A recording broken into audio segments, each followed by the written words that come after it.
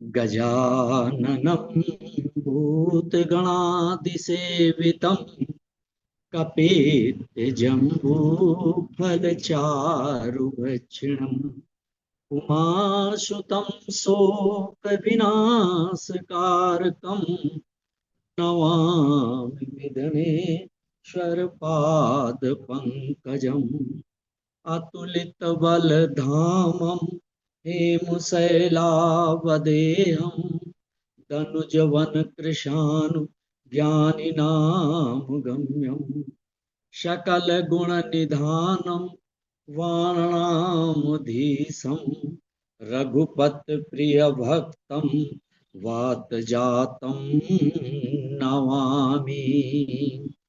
नीलाम्भुजश्यामलकोमलाङ्गं सीतासमारोपितवामभागं पाणो महासायकचारुचापं नमामि रामं रघुवंशनाथं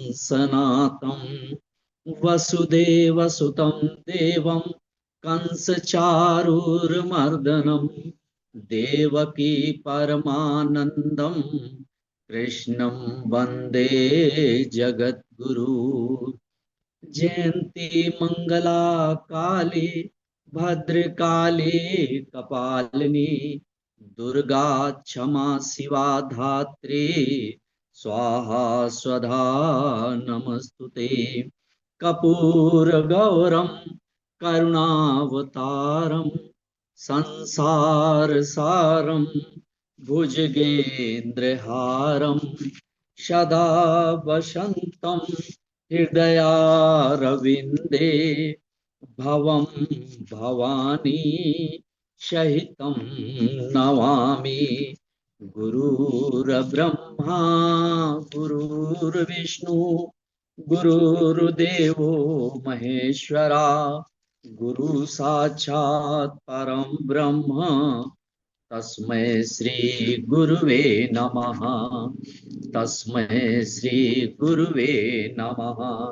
अब प्रभु कृपा करहु यही भांति सब तज भजन करहु दिन राति। बार बार वर मांगहु हरष देव सिरंग पद सरोज अन पायनी भगति सदा सतसंग। अर्थ न धर्म न काम रुचि गति न चयहु निर्वाण जन्म जन्म रति राम पद यह वरदान नयान।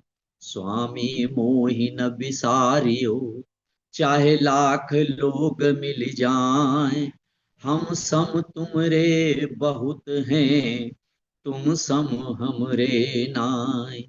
बोल श्यावर रामचंद्र की जय कृष्ण कन्हैया राधा मैया की जय सतगुरुदेव भगवान की जय। आप सबको नमन बंदन प्रणाम करते हुए भगवान को कोटि कोटि धन्यवाद कि जो इस जीवन काल में ऐसा शुभ अवसर दिया। जो जीवन को कृतार्थ करने वाले अपने चरणों से हमको लगाया, ये भगवान की बड़ी कृपा है। और हम सबको जोड़ करके अलग अलग स्थानों से सब एक साथ हो करके भगवान की महिमा को एक साथ गाते सुनते हैं, तो ये सब भगवान की कृपा है। तो आए, यहां सौनक जी प्रश्न करते हैं। सूत जी से प्रश्न किया है कि प्रभु, परीक्षित जी आखिर भागवत कथा क्यों सुनी, और अगर भागवत कथा सुनी तो सुखदेव जी से ही क्यों सुनी। और हमारे वंश के बारे में बताएं कि कैसे क्या हुआ, ये स्थिति कैसे उत्पन्न हुई। तब सूत जी महाराज ने कहा कि ये उस समय की बात है जब कौरवों और पांडवों का युद्ध हो रहा चल रहा था, मगर युद्ध बिल्कुल समाप्त हो चुका था, विश्राम की ओर अग्रसर था। और आखिरी दिन भीम की गदा से दुर्योधन की जंघा छत बिछत हो गई। शाम का समय हो चुका था। सारे पांडव अपने अपने शिविर में चले गए। जब शिविर में चले गए, इधर थोड़ा सा धुंधलापन हो गया था, और उसी का फायदा उठा करके अश्वत्थामा आया दुर्योधन के पास, कहने लगा, रे मित्र, तुमसे ये तुम्हारी ये दशा हमसे देखी नहीं जाती, हमको बताओ हम तुम्हारे लिए क्या कर सकते हैं। दुर्योधन ने अपनी सारी शक्ति को समेटा और कहा, मित्र, हम 100 भाई थे और आज एक भी नहीं हमारा बचा भाई। इसका तो दुख है, इससे ज्यादा दुख हमको यह है कि हमारे दुश्मन 5 थे और वो 5 के पांचों जिंदा हैं। इससे बड़ा और दुख हमारे लिए और क्या होगा। अश्वत्थामा ने कहा कि मित्र, आज ये तुम्हारा मित्र ये अभिलाषा आपकी पूरी करेगा, और हम आज पांचों पांडवों के सिर काट करके आपके सामने ले आएंगे। इतना कह करके चला गया और सोचने लगा कि थोड़ा और अंधेरा हो जाए, थोड़ी रात हो जाए, तो जाकर के चुपचाप शिविर में इनके जा करके, और उस समय ये पांडव विश्राम कर रहे होंगे, इनके पांचों का गला काट करके अपने मित्र दुर्योधन के सामने ले आऊंगा। यही सोच करके वहां से चल दिया। और इधर भगवान अंतर्यामी, सब कुछ जानने वाले,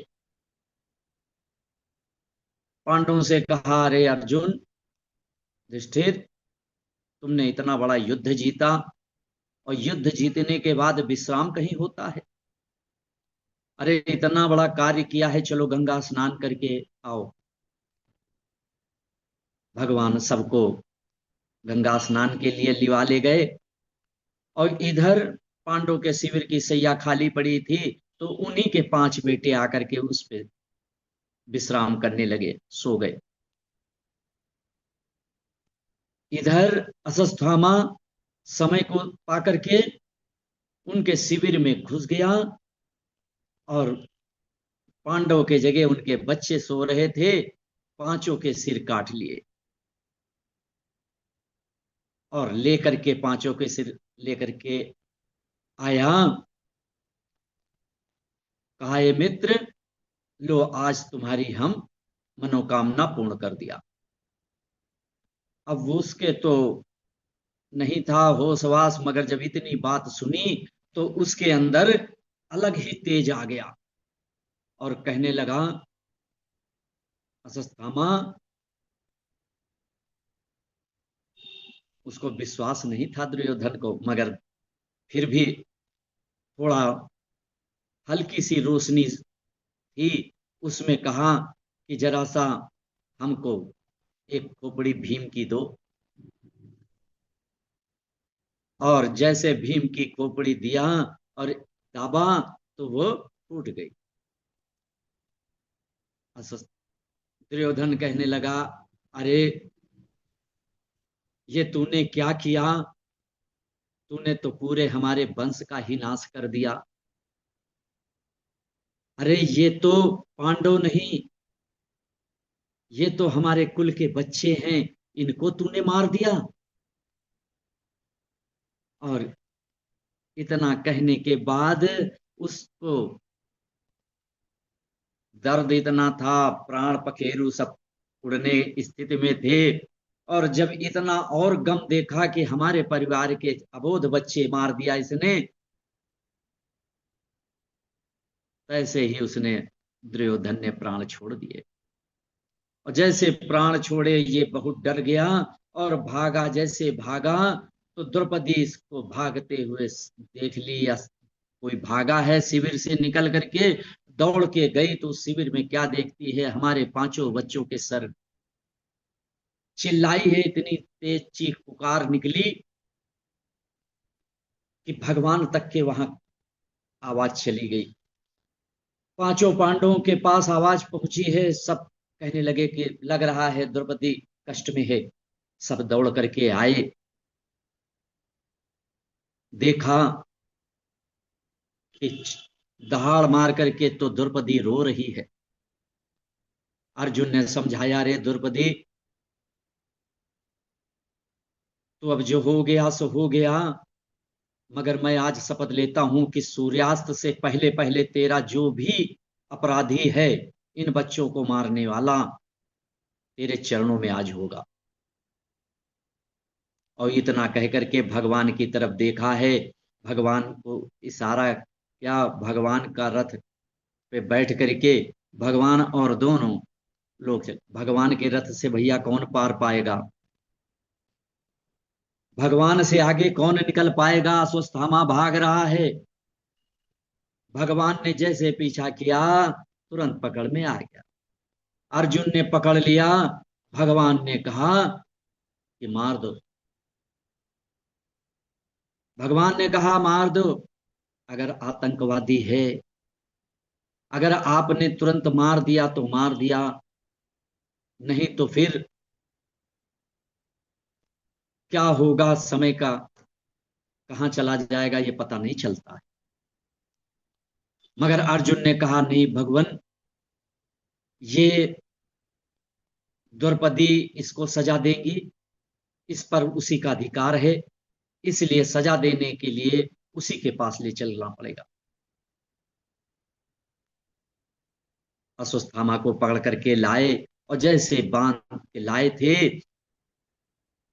और घर में ही प्रवेश किया, तैसे द्रौपदी ने देखा और तेज चीखी चिल्लाई, अरे ये क्या, इसको खोलो, छोड़ो छोड़ो छोड़ो, ये तो गुरु का पुत्र है, तेरे गुरु का पुत्र है, और तुमसे गुरु कितना प्रेम करते थे, और छोटी सी छोटी बात, गुप्त से गुप्त बात तुमसे साझा करते थे, आज तुम ही उनके पुत्र को बांध करके लाए हो, जो तुमसे इतना प्रेम करते थे। अरे द्रौपदी तुम भूल गई क्या, अर्जुन ने कहा, अरे द्रौपदी तुम भूल गई, ये तुम्हारे पांच पुत्रों का हत्यारा है और तुम कह रही हो छोड़ दो। अब इधर भीम ने भी कहा, नहीं बिल्कुल छोड़ना नहीं है, इसको तो मार देना है। अब कोई कहे मार दो, कोई कहे छोड़ दो। अर्जुन ने युधिष्ठिर की तरफ देखा, फिर भगवान की तरफ देखा कि क्या किया जाए। भगवान ने युधिष्ठिर की तरफ इशारा किया कि जो बड़े भैया कहें वैसा ही करो। तो युधिष्ठिर ने कहा, देखिए, जो अभी बात थी कि ब्राह्मण कितना भी पतित हो, कितना भी जघन्य अपराध किया हो, मगर मारने योग्य नहीं होता है।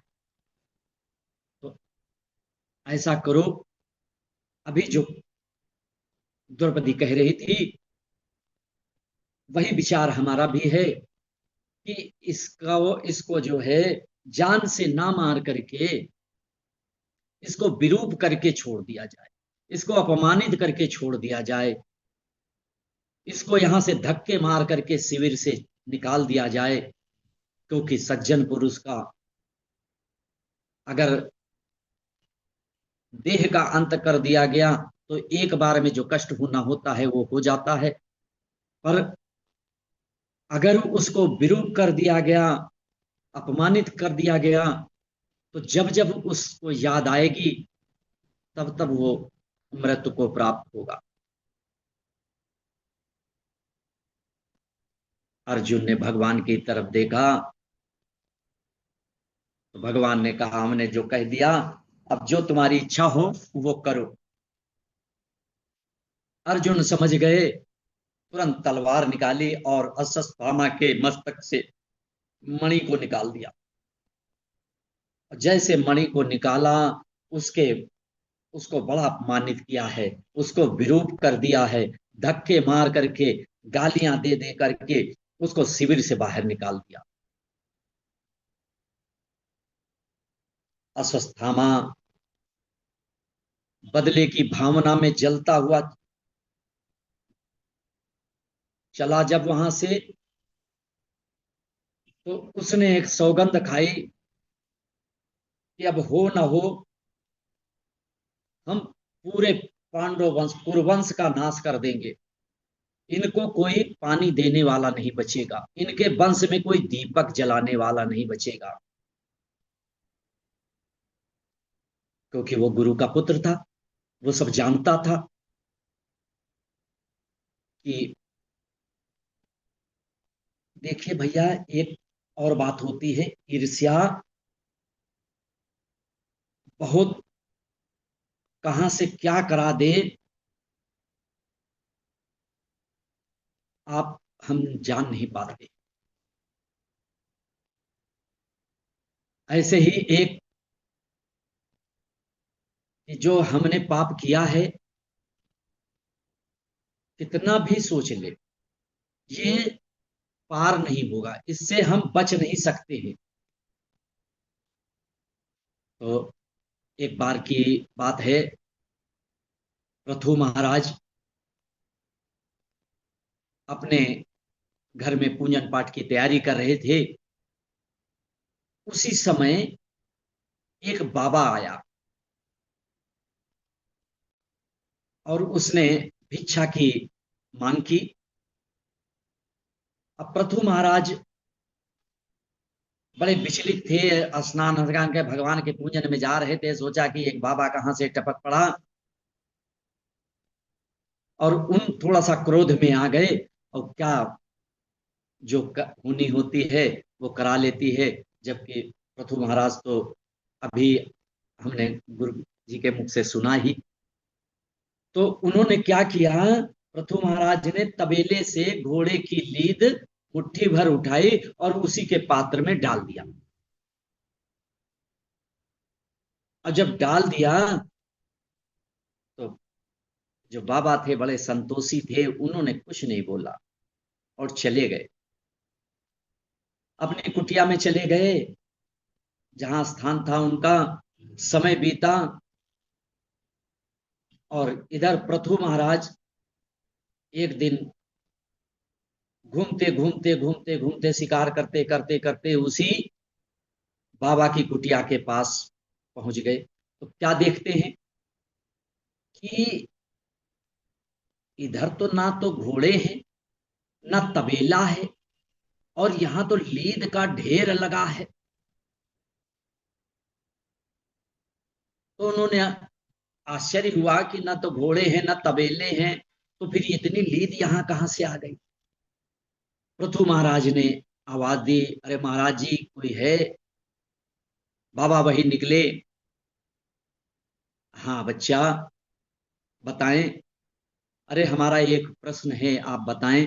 हम जो देख रहे हैं आपके यहाँ पे किनारे एक घोड़े की लीद लगी है, मगर यहाँ तो घोड़े हमको दिख नहीं रहे, दूर दूर तक नहीं दिख रहे हैं, तो इस जंगल में नहीं दिखे, और तबेले में भी नहीं, यहाँ तबेला भी नहीं है, तो ये आखिर लीद कहाँ से आई। तब बाबा ने कहा, बच्चा ये लीद जो है, एक राजा ने हमको भीख में दिया था, भिक्षा में हमको ये लीद दी थी। अब जैसे राजा का नाम लिया, अब वही पृथु महाराज ने दिया था, और पृथु महाराज सोचने लगे मैंने तो एक मुट्ठी दिया था, और ये पहाड़ कहाँ से लग गया। तब कहा कि महाराज हमें क्षमा करें, दंडवत प्रणाम किया है कि हम ही वो राजा हैं और हमने अपमान किया आपका, हमें क्षमा करें और कोई हमको उपाय बताएं जो हम इससे मुक्ति पा जाएं। बाबा ने कहा हाँ देखो, एक उपाय है मुक्ति का, कि जो तुम हो वो दिखो नहीं। दूसरे, जब तुम्हारे कर्म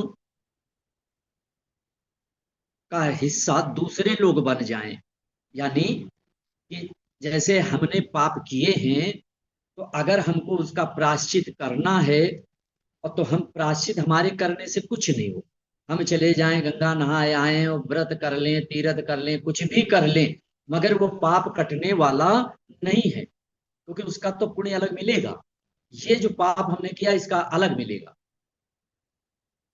तो उन्होंने कहा, बाबा जी ने कहा, एक है कि अगर लोग तुम्हारे पाप को साझा कर लें, वो कैसे करेंगे? वो तुम्हारे पापों को देखें, अरे ये तुम्हारी बुराई करें, तो ये तुम्हारा पाप कट सकता है। पृथु महाराज ने कहा महाराज जी हम समझ गए पूरी बात, और प्रणाम करके चले आए। अपने घर आकर के दूसरे दिन उन्होंने एक मदिरा की बोतल ली और लेकर के चौराहे पे बैठ गए। और जैसे चौराहे पे बैठे तो सारे लोग उधर से जो निकले, अरे राम राम ये राजा है, अरे ये तो निकृष्ट है, मतलब जो जितना अपनी भाषा में कह सकता था वो कहता रहा। वो दिन भर शाम तक बैठे रहे, सूर्यास्त तक के, और लोग जो भी उधर से निकलता उनको कुछ ना कुछ अपशब्द और उनके लिए कटु करता। शाम हो गई, सुबह फिर पहुंचे पृथु महाराज बाबा के पास में। तो क्या देखते हैं, वो जो लीद का ढेर था वो तो खत्म हो गया, मगर एक मुट्ठी अभी भी है। तो पृथु महाराज ने कहा महाराज जी इतना ढेर कहाँ चला गया, ढेर तो था। तो कहा कि जो तुमने किया, तो तुम्हारे पापों को लोगों ने बांट लिया, अब उनके हिस्से में चला गया। तो महाराज जी ये अभी भी एक मुट्ठी तो बचा है। हाँ, क्योंकि तुमने हमारे पात्र में एक मुट्ठी डाला था, ये तो तुमको खाना ही पड़ेगा। कहने का तात्पर्य केवल इतना था कि असस्थामा ने इतना जघन्य पाप किया है, कुछ भी हो जाए उसको तो उसकी सजा भोगनी ही पड़ेगी, उसको तो कष्ट मिले, उसका तो पीछा छूटना ही नहीं। वो कब कहाँ कैसे मिलेगा ये ऊपर वाला जाने, किसको कैसे देता है ये वो जाने, मगर जय जिस रूप में दिया उस रूप में वापिस आएगा जरूर। असस्थामा ने सोचा, उसको ब्रह्मास्त्र तो चलाना आता था, और ये भी मालूम था कि इनकी कुलवधु है उत्तरा, उत्तरा के घर में इस वंश का एक बच्चा पल रहा है, अगर हम उस बच्चे पे ये ब्रह्मास्त्र छोड़ दें तो इनके पूरे कुरुवंश का नाश हो जाएगा। वही या उसको छोड़ना तो आता था, रोकना नहीं आता था। उसने ब्रह्मास्त्र को छोड़ दिया, और जैसे ब्रह्मास्त्र को छोड़ा और उधर उत्तरा के गर्भ में उत्तरा को जलाने लगा, त्राहिमाम त्राहिमाम करने लगी। अब वो सोचने लगी क्या करें, और इधर भगवान जो है सबसे विदाई ले लिए कि अब युद्ध समाप्त हो गया, सब तुम्हारे लोगों के पांडवों से विदा ले रहे हैं कि सब काम हो गया, रथ तैयार हो गया। भगवान का एक पैर रथ पे चढ़ने के लिए तैयार हैं, अब द्वारिका के लिए प्रस्थान करने के लिए। ऐसे इधर उत्तरा ने सोचा, जो मेरी सास ने गलती किया था वो आज हम गलती दोहराएंगे नहीं, क्योंकि समय नहीं है। अब हम वो गलती दोहरानी नहीं। अच्छा भैया, उसकी सास ने गलती क्या किया था? उसकी सास द्रौपदी है। द्रौपदी ने क्या गलती की थी? जब चीर हरण हो रहा था तो उस समय द्रौपदी सभा में सबका मुंह देख रही थी, अपने पतियों का मुंह देख रही थी, जितने वीर थे सबका मुंह देख। खींचता पट चीर दुशासन साड़ी का, जा रहा है धर्म अवला नारी का। बैठे पिया हमारे, बैठे पिया हमारे, सब नीची नजर झुकाए। मैं खड़ी सभा में रोऊं, मैं खड़ी सभा में रोऊं, कोई तुझ बिन लाज बचाए, बचाए विगत की मारी का। जा रहा है धर्म अवला नारी का। सबसे प्रार्थना किया, सबसे, सबके मुंह को देखा, किसी की तरफ से सहानुभूति, किसी की तरफ से उसको संतावना नहीं मिली। अंत में भगवान को पुकारा तो वही आज उत्तरा सोच रही है कि हम वो अंत वाला काम नहीं करेंगे। और वहां से भागी भागी आई, और भगवान का एक पैर रथ पर था और एक पैर जमीन पे, भूमि पे था, पकड़ करके त्राहिमाम त्राहिमाम त्राहिमाम करने लगी। भगवान सोचने लगे, सारे लोग सोचने लगे कि ये कौन, कहां से कौन आ गया। तो गौर से देखते हैं, अरे ये तो पांडव परिवार की कुलवधू उत्तरा है। कहा क्या हुआ? बताया कि मैं अपने से तो नहीं चिंतित हूं, ये हमारे गर्भस्थ शिशु को नष्ट कर रहा है। हमारी जान चली जाए तो हमको नहीं, मगर इसके अगर ये कहीं मेरा पुत्र अगर नष्ट हो गया तो इसी के साथ में पूरा कुरुवंश का ही नष्ट हो जाएगा। भगवान ने कहा चिंता ना करो, और अंगूठे का रूप बनाया, अपना शरीर छोटा किया और उत्तरा के गर्भ में प्रवेश किया। अब जैसे प्रवेश किया वैसे जो परीक्षित जी थे, वो जो जीव पल रहा था, सोचने लगा कि ये कौन व्यक्ति आ गया, चार भुजाओं वाला। अभी जो हमको जलाने आ रहा था, अंगारे के जैसा लग रहा था, वो कहाँ चला गया? वो शांत हो गया। ये कौन है? भगवान ने परीक्षित की रक्षा की है और ब्रह्मास्त्र को नष्ट किया है। बाहर आए, उत्तरा से पूछा कि अब तो कोई कष्ट नहीं।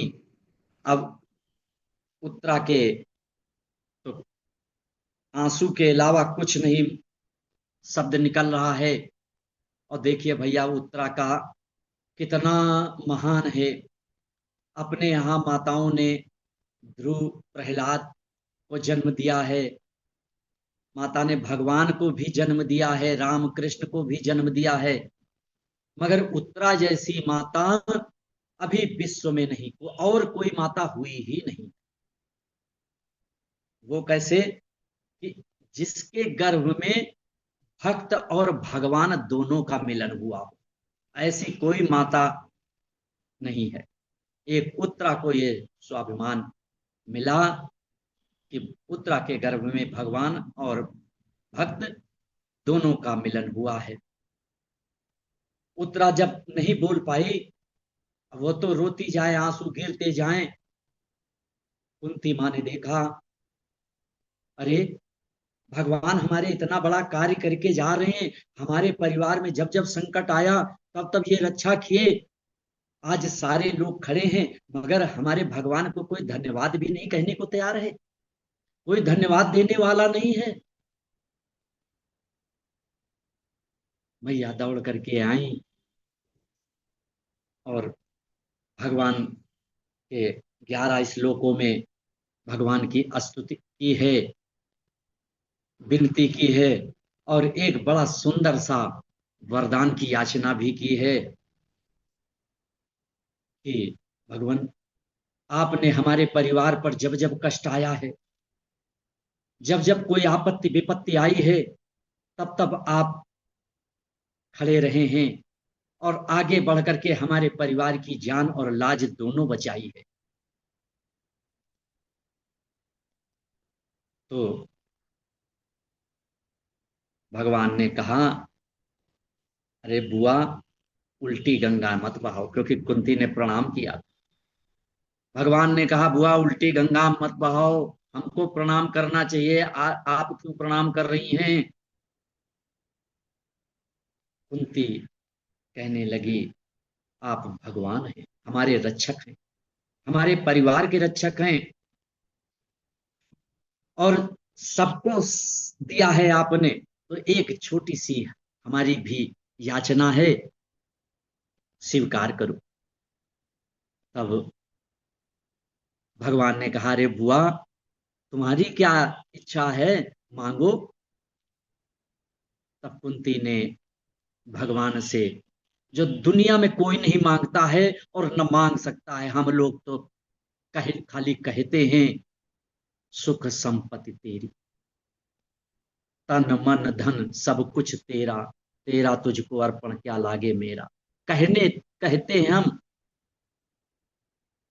मगर मांगते सुख ही हैं।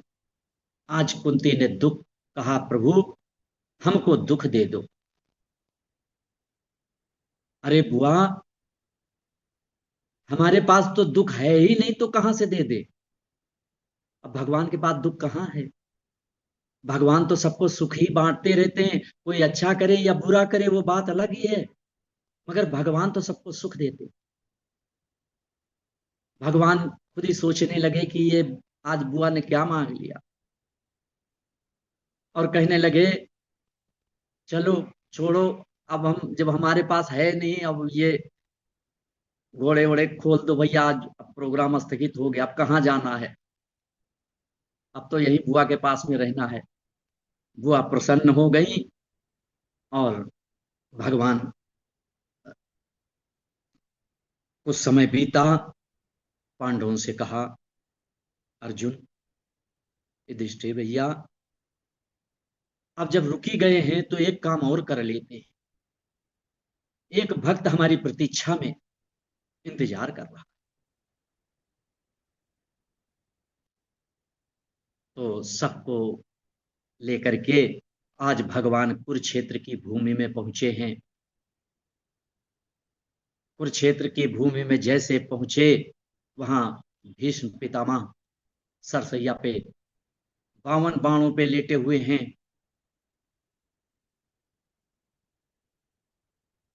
जैसे भीष्म पितामह ने थोड़ी सी आंख खोली, अर्जुन को देखा, कहा, अरे अर्जुन, अकेले आए हो? वो तुम्हारा वो नहीं आया? कैसे भगवान समझ गए, अरे दादा हम आए हैं। अरे आए हो तो छुप के खड़े क्यों हो? अरे सामने तो आओ। भगवान भीष्म पितामह जी के सामने गए। भगवान ने कहा, कन्हैया, अरे अर्जुन, तुम इनको पहचानते हो? अर्जुन ने कहा, अरे दादा, इनको कौन नहीं पहचानता है, सब कोई जानता है। अच्छा तुम जानते हो? हाँ हम भी जानते हैं, कौन है बताओ। कहा, हमारे मामा जी के लड़के हैं। अरे बहुत हंसे। अरे अर्जुन, तुम कभी मामा के लड़के बना लेते हो, कभी सारथी बना लेते हो, कभी गुरु बना लेते हो, कभी सखा बना लेते हो, कभी घोड़ों की लगाम थमा देते हो, आखिर तुम्हारे कितने नाते हैं? और भीष्म पितामह से ने जब कहा, बड़े प्रसन्न हुए और कहा, कन्हैया अब जब आ ही गए हो तो मेरा एक काम कर दो। अब जब इतनी प्रतीक्षा तुमने कराई है तो थोड़ी सी और प्रतीक्षा हम करा लें। तो कहा, ठीक है, बताएं दादाजी, क्या कौन सी प्रतीक्षा हमको करनी पड़ेगी। प्रतीक्षा, भगवान सोचने लगे, अरे प्रतीक्षा, पता नहीं, इनको तो इच्छा मृत्यु का वरदान है, और ये कब मरेंगे, कब तक हमको इनके सामने खड़ा रहना पड़ेगा। मगर भीष्म पितामह जी ने कहा, ज्यादा सोचो नहीं, और प्रसन्न हासा रूढ़ लोचनो ललसत, मुस्कुराते रहो और हमारे सामने खड़े रहो, जितनी देर खड़े रहो, मुस्कुराते रहो, क्योंकि तुम्हारी मुस्कान में ही तो हमको आराम है। यही मेरी एक विनती है आपसे। अब क्या करते, भगवान खड़े हैं। तब तक के भगवान ने इशारा किया युधिष्ठिर जी से कि भैया, पितामह जी से जो कुछ पूछना हो पूछ लो, जो कुछ जानना हो जान लो, जो कहना हो कह लो। बहुत बढ़िया सुंदर सा उनकी, युधिष्ठिर जी की और पितामह जी की वार्ता हुई, जिसको भीष्म गीता के नाम से जाना जाता है। जैसे गीता है वैसे भीष्म गीता है। बहुत सुंदर, किसी को संक्षेप में कहा है, किसी को विस्तार से कहा, अपनी बात को समझाया है। और इधर पितामह जी ने कि देखा कि अब तो कितना सुंदर अवसर है। आज माघ का महीना भी है, एकादशी तिथि भी है, और सूर्य उत्तरायण में है, और शुक्ल पक्ष है। इससे अच्छा अवसर अब कहाँ है। जो हम चाहते थे वो दिन समय आ गया। तो माघ का महीना, शुक्ल पक्ष, तिथि एकादशी, उत्तरायण पक्ष, भगवान भीष्म पितामह ने अपने प्राणों को छोड़ा है। और बहुत बढ़िया सुंदर में एक पुष्पताग्रा छंद में स्तुति गाई। इतिमति रूप कल्पिता वितृष्णा, भगवती शाश्वत पुग में विभूमिन, स्वः सुखमुपगते क्वाचेतु हर्तुम, प्रकृति मूपे यस यदभो प्रवाह, त्रिभुवन कमनम तमालवर्णम, रविकर गौर बरांबर दधाने, वपुरलेखकुला व्रतान नब्जम, विजय सखे रति रस्तु में वध्या, युध तिर जो विधूम विषवक कचुलितता संवार्यलता से, मम निशित सारे विविधयमान, त्वच्च विलसत कवचेस्तु आत्मा। भीष्म ने भगवान की दिव्य लीलाओं का ध्यान करते हुए अपने प्राणों को छोड़ दिया है। इधर पूरी प्रकृति शांति हो गई। कुछ ही क्षणों में फिर शंख ध्वनि और देवता आकाश से पुष्प वर्षा करने लगे। नदियां सब कल कल प्रभावित करने लगी। सब सुरम्य वातावरण हो गया। कितना सुंदर हो गया। तो भगवान इस तरह से अपनी लीला किए। यहीं से हम अपनी वाणी को विराम देंगे। आप सबको प्रणाम करेंगे। जय श्री राम। जय राधा कृष्ण।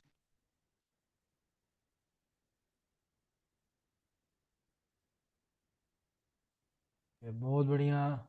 अभी हमारे वाजपेयी जी अपनी वाणी के द्वारा सबको लाभान्वित कर रहे थे और प्रभु की महिमा का वर्णन। भगवान हमेशा कृपा बना करके रखें और आप ऐसे ही सुंदर कथा के द्वारा सबको आनंदित करते रहें। बहुत बढ़िया।